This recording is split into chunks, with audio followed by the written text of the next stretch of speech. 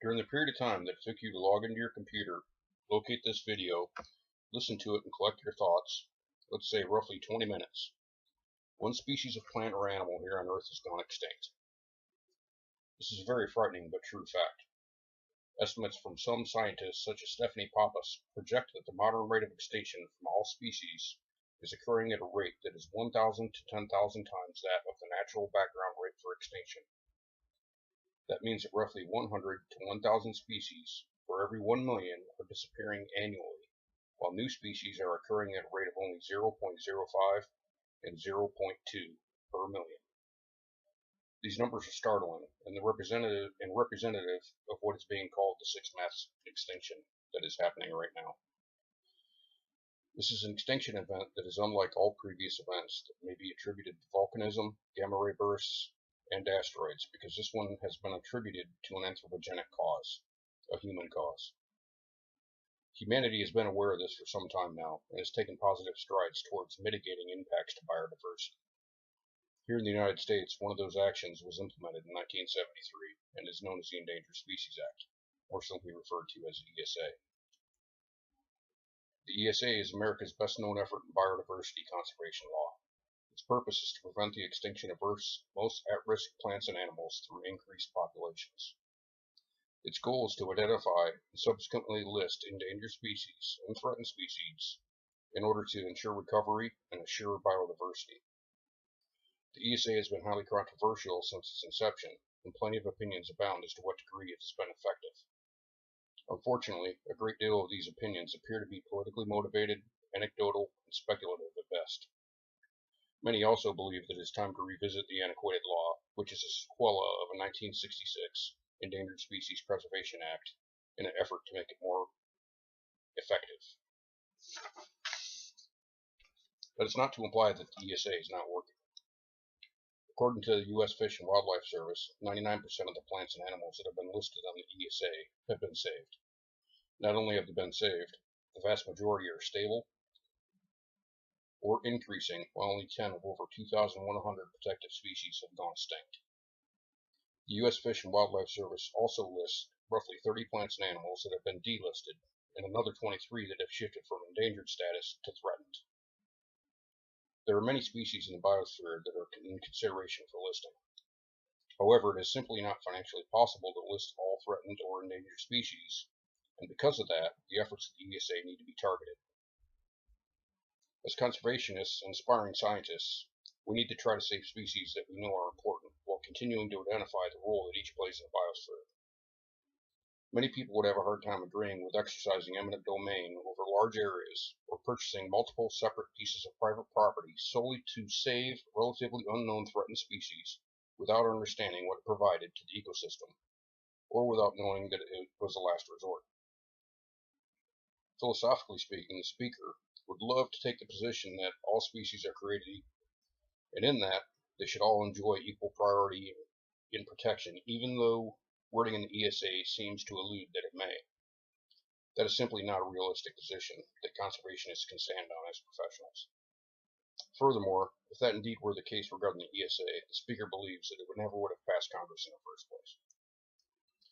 So, given the understanding that one could believe the current status of the legislation itself is in fact working, as is supported by the previous facts, the question is, how can we make the ESA better and more efficient?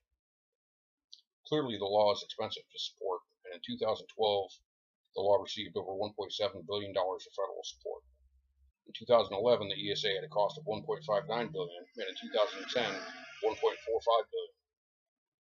Many of the opponents of the law are quick to point out those costs, which seems to be the number one complaint against it. However, given our focused efforts on valuation throughout our studies associated with biodiversity, the speaker is not overly concerned with costs. Take, for instance, the cost that could be quickly countered with a few key facts from the honeybee. Honeybees are listed as endangered and have been dying fairly rapidly in recent years.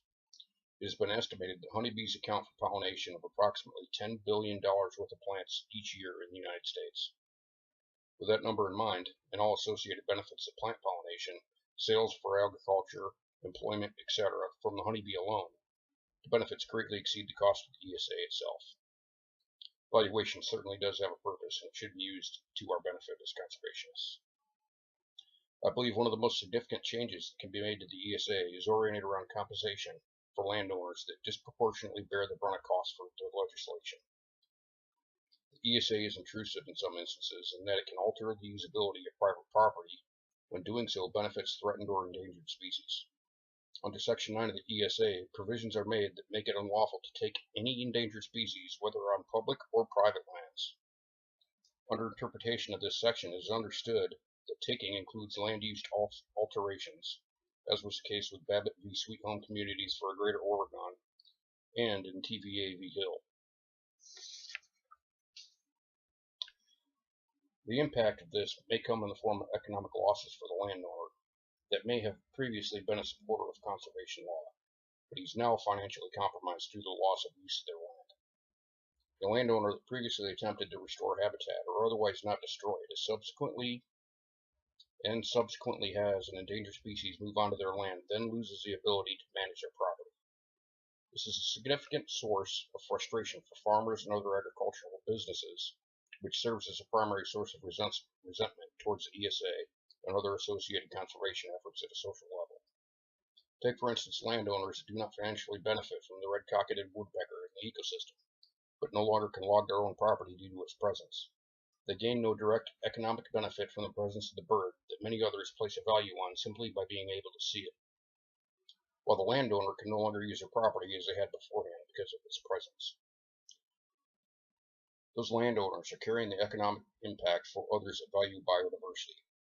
It is at this point that the legislation and conservation begins imposing unfairly upon those private landowners that are adversely impacted, and conservation loses years of social progress, but simultaneously protects the species within the ecosystem. What a terrible irony that in order for conservation to succeed, it must have social interest and support in the long run, but that using currently enacted legislation to do so causes an unequal burden upon certain individuals and then thus ruins social support. According to Jeffrey Michael, this has also resulted in obvious destruction of habitat on private property so that endangered species have no suitable habitat to move into. It yields counterproductive and counterintuitive results sometimes. It is the Speaker's belief that the ESA is working and does not require significant changes, but that the legislation and conservation would certainly benefit from a few fundamental changes. As stated, adjustments to the takings clause would have a monumental benefit and repair one of its major shortfalls. One could also argue that the transfer of power from federal oversight to state oversight, at least regarding coordination of efforts and implementation, would also go a long way in betterment of the law. The states have shown that they are very capable of managing environmental law, as they have with the transition of the Clean Water Act, at least to the degree that is equally as capable as previously what was provided by the Environmental Protection Agency. Making a change of this degree would free up federal assets for oversight and scientific examination, vice direct implementation and perceived federal intrusion. Doing one or both of the above recommendations would serve to reduce the animosity that state leadership and private landowners have. Compensation associated with takings of the ESA would encourage positive conservation support and continue positive social acceptance of the challenges at hand.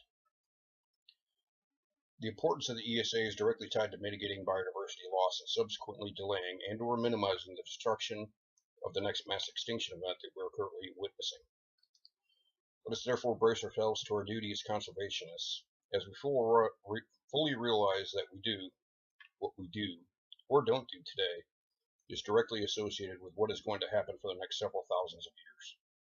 We, as a society, as community members of Earth, must realize that we are not merely spectators to this event, but that we are active participants in it, whether that is to further destroy biodiversity or in acts of further preservation.